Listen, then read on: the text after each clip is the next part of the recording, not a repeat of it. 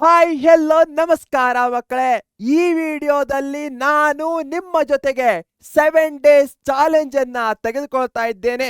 ಏನು sir challenge ಅಂತೀರಾ? ಬನ್ನಿ ಸ್ಟೆಪ್ ವೈಸ್ ನೋಡೋಣ.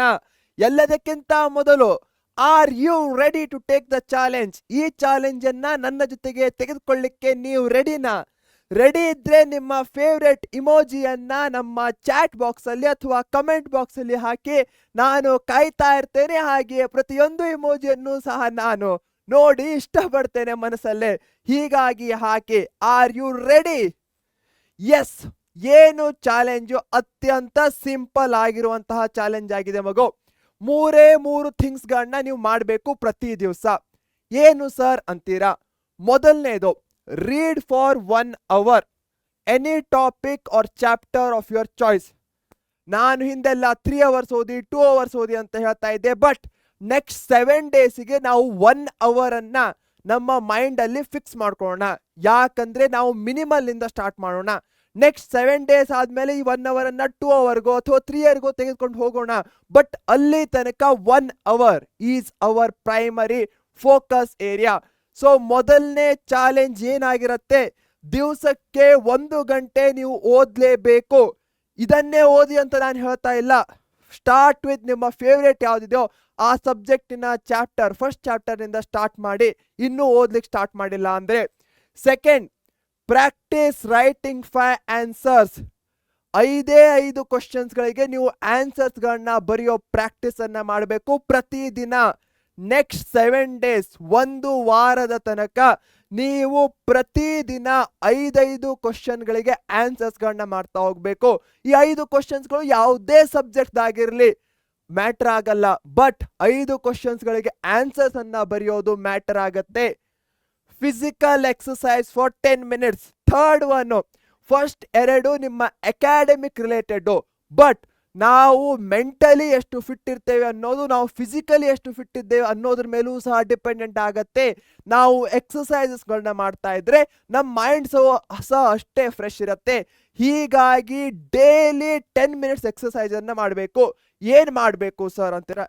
ಸಿಂಪಲ್ ಪುಷಪ್ಸ್ಗಳನ್ನ ಮಾಡೋದಿರಬಹುದು, ಅಥವಾ ನಿಮಗೆ 10 ನಿಮಿಷ ಓಡೋದಿರಬಹುದು, ಜಾಗಿಂಗ್ ಮಾಡೋದಿರಬಹುದು, ಅಥವಾ ಬಾಡಿಯನ್ನ 10 ನಿಮಿಷ ಸ್ಟ್ರೆಚ್ ಮಾಡೋದಿರಬಹುದು.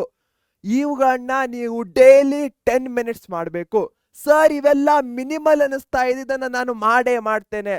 ಮಾಡಿ.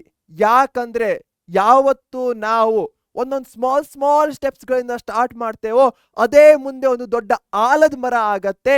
ಹೀಗಾಗಿ 1 ತಾಸು ಓದೋದಿರಬಹುದು, 5 ಕ್ವಶನ್ಸ್ಗಳನ್ನ ಮಾಡೋದಿರಬಹುದು, 10 ನಿಮಿಷ ಎಕ್ಸಸೈಸ್ ಮಾಡೋದಿರಬಹುದು.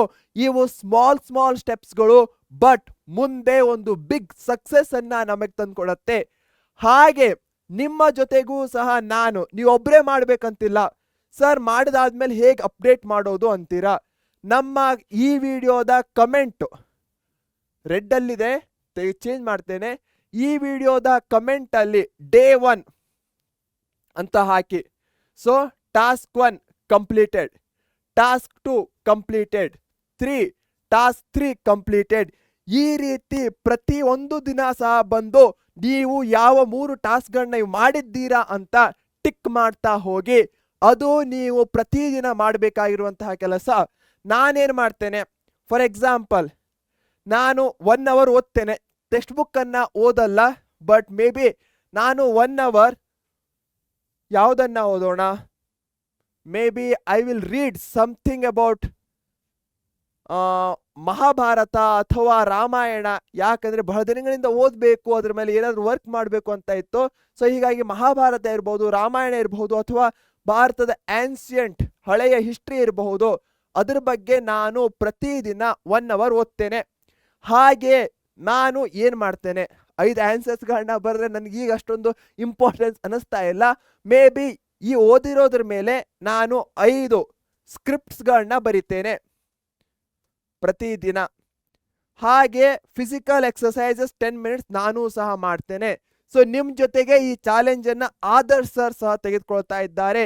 ಏನು ಸ್ಟೆಪ್ಸ್ಗಳನ್ನ ಫಾಲೋ ಮಾಡ್ತಾ ಇದ್ದೇನೆ. ನಿಮಗೆ 1 ಅವರ್ ಓದಬೇಕು, 5 ಆನ್ಸರ್ಸ್ಗಳನ್ನ ಬರಿಬೇಕು, 10 ನಿಮಿಷ ಎಕ್ಸಸೈಸ್ ಮಾಡಬೇಕು. ನಾನು ಸಹ 1 ಅವರ್ ಓದ್ತೇನೆ. ಮೇ ಬಿ ಆನ್ಸಿಯಂಟ್ ಹಿಸ್ಟ್ರಿ, ಭಾರತದ ಹಳೆಯ ಹಿಸ್ಟ್ರಿಯ ಬಗ್ಗೆ ಓದ್ತೇನೆ. ಅದಾದ್ಮೇಲೆ 5 ಸ್ಕ್ರಿಪ್ಟ್ಸ್ಗಳನ್ನ ಬರಿತೇನೆ ಅಥವಾ ಪೋಯಮ್ಸ್ಗಳನ್ನ ಬರೆಯುವಂಥ ಪ್ರಯತ್ನವನ್ನು ಪಡ್ತೇನೆ. ಹಾಗೆ ಡೈಲಿ 10 ಮಿನಿಟ್ಸ್ ಎಕ್ಸಸೈಸ್ ಅನ್ನ ಮಾಡ್ತೇನೆ.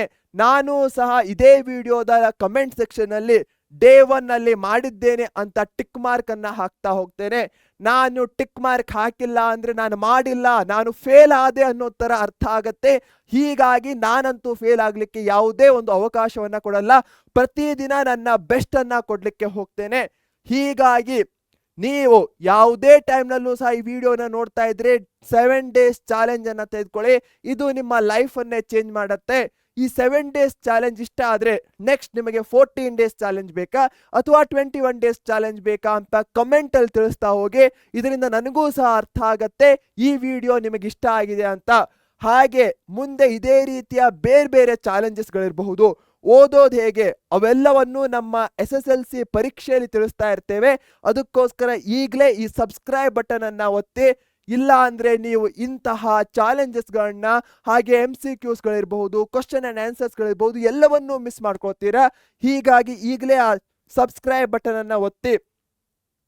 Okay, so keep this habit going daily. ಈ ನೆಕ್ಸ್ಟ್ 7 ಡೇಸ್ಗೆ ಈ ಹ್ಯಾಬಿಟ್ ಅನ್ನ ನೀವು ಪ್ರತಿದಿನ ಮಾಡ್ತಾ ಹೋಗ್ಬೇಕು. 1 ಅವರ್ ಓದೋದು, 5 ಕ್ವಶನ್ಸ್ಗಳನ್ನ ಮಾಡೋದು, ಲಾಸ್ಟ್ ಅಲ್ಲಿ ಹಾಗೆ ದಿನದ ಯಾವುದೇ ಮೂಮೆಂಟ್ ಅಲ್ಲಿ 10 ನಿಮಿಷ ಮಿನಿಮಮ್ ಎಕ್ಸಸೈಸಸ್ಗಳನ್ನ ಮಾಡೋದು. ಇದೇ ನಮ್ಮ 7 ಡೇ ಚಾಲೆಂಜ್ ಆಗಿದೆ.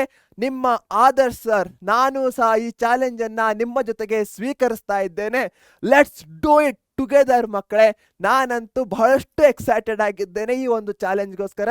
ಯಾಕಂದ್ರೆ ಒಂಥರ ಹೊಸ ಮೋಟಿವೇಶನ್, ಎಕ್ಸೈಟ್ಮೆಂಟ್ ಬರ್ತಾ ಇದೆ. ಮಕ್ಕಳ ಜೊತೆಗೆ ಈ ಚಾಲೆಂಜ್ ಅನ್ನ ಮಾಡ್ತಾ ಇದ್ದೇನೆ ಅಂತ. ಇದೇ ನೋಟ್ನೊಂದಿಗೆ ಬಾಯ್ ಅಂತ ಹೇಳೋ ಸಮಯ. ವಿಡಿಯೋವನ್ನ ಆದಷ್ಟು ಲೈಕ್ ಮಾಡಿ.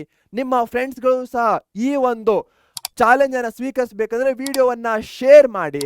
ಹಾಗೆಯೇ ಇಂತಹದೇ ಅಪ್ಡೇಟ್ಗಳಿಗೋಸ್ಕರ ನಮ್ಮ ಪರೀಕ್ಷೆ ಯೂಟ್ಯೂಬ್ ಚಾನೆಲ್ ಅನ್ನ ಈಗಲೇ ಸಬ್ಸ್ಕ್ರೈಬ್ ಮಾಡಿ. Thank you.